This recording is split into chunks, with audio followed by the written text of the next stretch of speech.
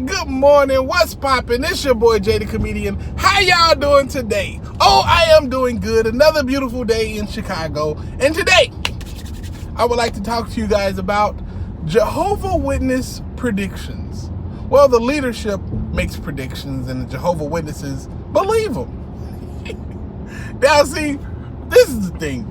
They do this, and it's kind of ingenious how they do it, but it's also incredible, you know?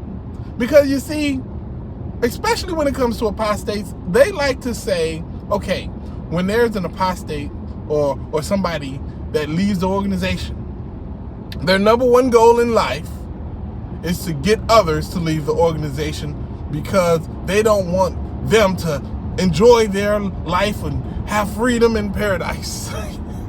Now look at here. I always see this, and it's kind of ingenious for them to do this, okay? Because I've gave this example before. It's like if I'm in a relationship, right? And I'm with a girl and I like cheat on her and I'm mean to her all the time and I say terrible stuff to her. And then eventually she breaks up with me, as she's supposed to do. And I get a new girlfriend, right? And then somehow I find out that my new girlfriend is going to be working with my old girlfriend. So in order to keep my name okay, I'll tell my new girlfriend that my old girlfriend is a liar. And she goes around saying these mean, nasty things about me. And one day she's probably going to find out that you're my girlfriend and she's going to tell you these horrible, horrible things. Don't listen to her. Don't listen to her. Don't do any research. Don't listen. Don't look at her text message or anything. She knows how to make up fake text messages using Photoshop and other things like that. So then one day, when they inevitably run into each other, and she starts telling her these things, she said, "Ha! My boyfriend told me you'd say these horrible things. You are a liar. He told me actually you were the one who cheated, and you were the one who did horrible things to him. I knew this would happen. He told me it would. Way to go, boyfriend." It's called poisoning the well, you know? If there's a possibility that some bad things can come to light in the future, you need to make sure that the people who you don't want the bad things to be known to, you make sure that they are prepared to receive that information, but prepared in a way that makes you look good. You know what I mean? For example, the Jehovah Witnesses probably got together at some point and said, okay, when somebody leaves this organization, how are they going to feel? They're going to be angry, okay? So boom, we'll say that all apostates are angry people. What else are they going to do? They're probably going to warn other people. And since they have the benefit of hindsight and they have the benefit of the Bible and research and other things like that, and even our own literature, we're going to say that, yeah, their goal in life is to take you away from Jehovah. And even though the stuff that they do and say may sound true and may look true, it's designed to take you away from Jehovah, and it's apostate lies. And that's what they do. And that's what the Jehovah Witnesses fall victim to every single time you try to tell them about what's really going on and how to wake them up. They're already been predisposed that, hey, my boyfriend told me you tell me these horrible things about him. He prepared me already, so I won't listen. And then they even they're like, wow, you guys predicted it exactly. You guys must be with God. Really? Because they was able to make things go the way that they predicted it would go, you want to say that they're good at making predictions, huh? How about this? How about, I go out and I get me some White Castles. You know them little White Castle sliders, boy, be having your stomach all type of turned up, right? So I eat me some White Castle sliders, and right before I get out the car, I let one rip. I mean, a nice, long, stinking fart. Let it rip. Right in the car. And then I hurry up, roll up all the windows, hop out and slam the door shut, right? And then my friend comes to me, "Hey, Jay, can I borrow your car? I need to run to the grocery store." I'm like, "Hey, you want to see a magic trick?" Yeah, I want to see a magic trick. What is it? What's going on? All right, cool. Check it out. I predict, no. My car's going to smell horrible when you get inside of it. What? You can't predict the future like that. Yes, I can. I just use my magical powers to do so. So, you're like, okay, I'll give you $100 if this car smells bad. I'm like, all right, cool, bet. So he gets in the car, and as soon as he sits down, his eyes start tearing up, and his wallet gets a little lighter. Because I didn't really predict it as much as I controlled the outcome. You know what I'm saying? When you have the benefit of being able to control the outcome, yeah, you can make whatever prediction you want. Like, I'm predicting that at some point today, I'm going to park my car in the garage. Yeah, because I can control that. I can even predict that my car can be parked back home later.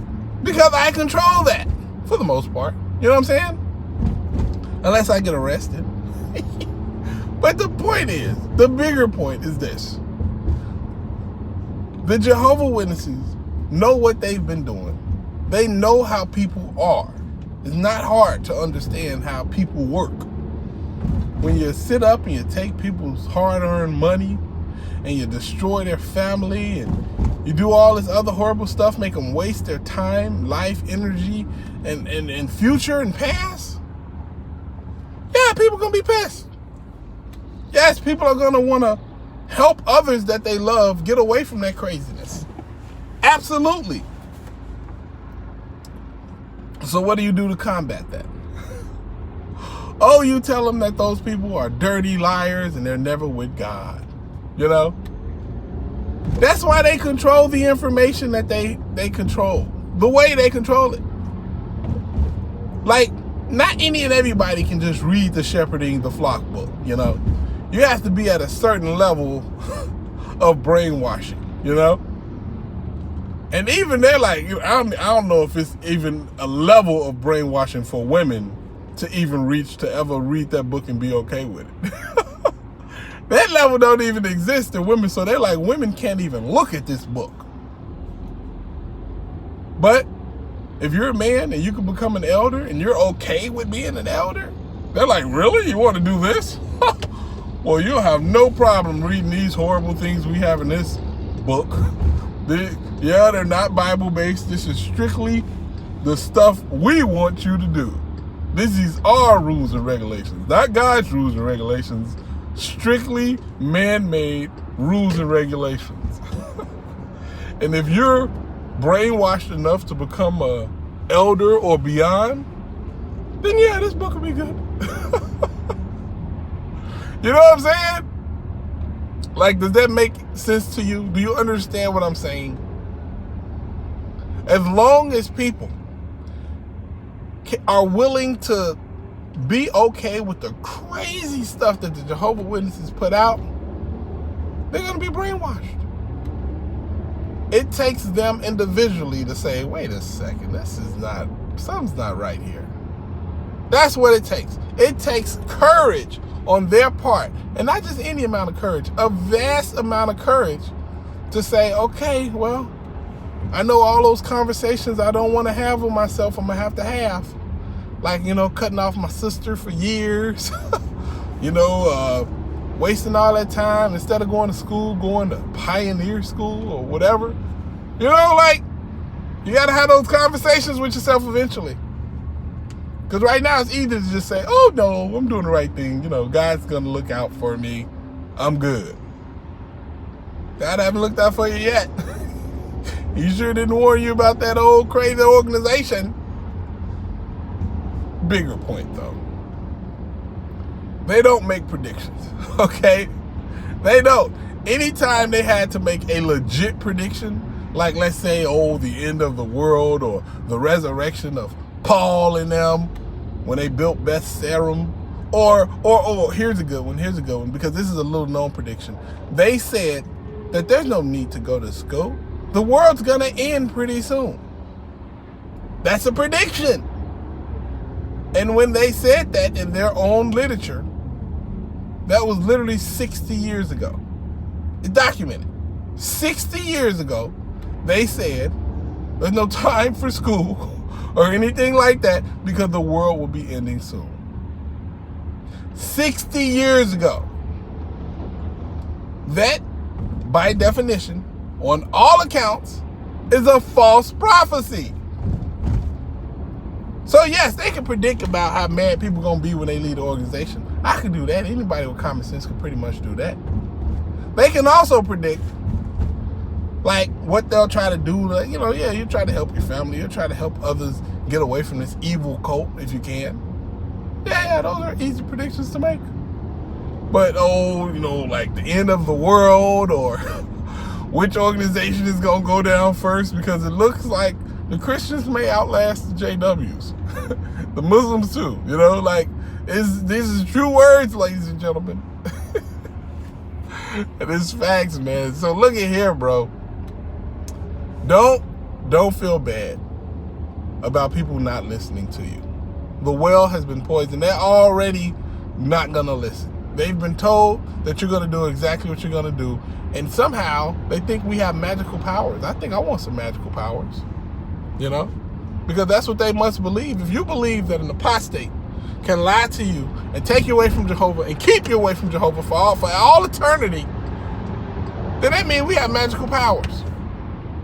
Because I don't know anybody who could use common sense and rob me of the truth. You know what I'm saying? Can anybody come up to me? Ha ha ha! Jay, the earth is flat! Ha ha ha ha! And then I'm just like, wow, damn. He got me to believe the earth is flat even though it obviously isn't. Wow, this is amazing. No. Nobody can get me to believe that crazy mess. And if I want superpowers, I want the power to be kicked in the balls and not be affected. That's the only superpower I want. I don't even want to save the universe or nothing. I just want to freak people out, you know? I get kicked in the balls, and everybody's like, oh my God, did you see that? That guy got kicked in the balls like 8 times. He didn't even flinch. Oh, I'd freak the whole world out with my super balls. Anyway, man, I'm hoping y'all having a good day. I'm having a good day, obviously. Holla at your guala. Deuces.